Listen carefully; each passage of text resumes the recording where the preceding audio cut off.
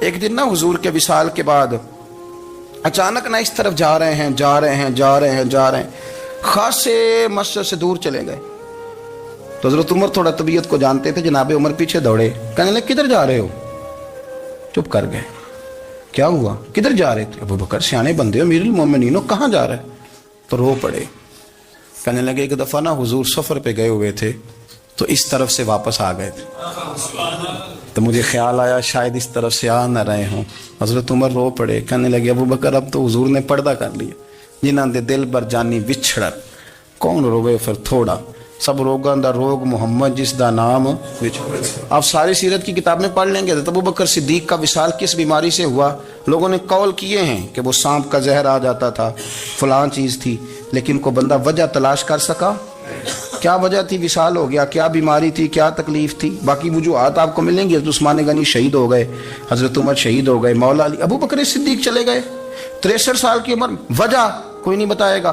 جب شدید بیمار ہوئے تو حضرت عمر فاروق نے ایک طبیب بلایا, بڑا سیانا تھا.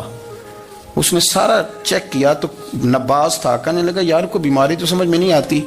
تو حضرت عمر تھوڑا سا جلال میں, یرانہ تھا نا, جلال میں کہنے لگے ابو بکر مسئلہ کیا ہے؟ دن پہ دن کمزور ہوتے جا رہے, نماز پڑھانے کھڑے ہوتے تو ٹانگیں کانپتی ہیں, مسئلہ بتائیں کیا ہے؟ طبیب اتنا بڑا ہے, یہ تو بندہ کا چہرہ دیکھ کے بیماری بتا دیتا ہے, اور یہ کہہ رہا ہے کوئی بیماری نہیں.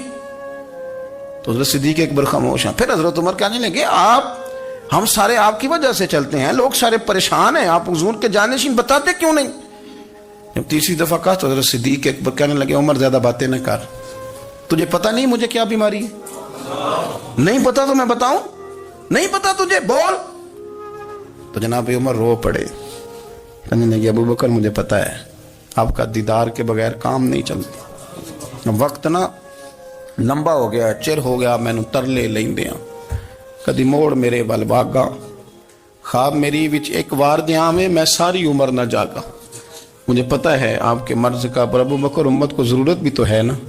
حضرت صدیق ایک بار کہنے لگے بس ہو گئی ہے, اب میری وصیت یاد رکھنا, جب میں دنیا سے جاؤں تو اٹھا کے میرا جنازہ قبر رسول پہ لے جانا, اور پہلے پوچھ لینا کہ ابو بکر حاضر ہے, اجازت ہو تو مجھے دفن کر دینا, ورنہ جنت البقیع میں. تو لوگ کہتے ہیں ابھی جنازہ ہی رکھا ہی تھا کہ دروازہ اندر سے خود بخود کھل گیا, اور آواز آئی اب دیر نہ کرو, محبوب کو محبوب کے ساتھ ملا دو.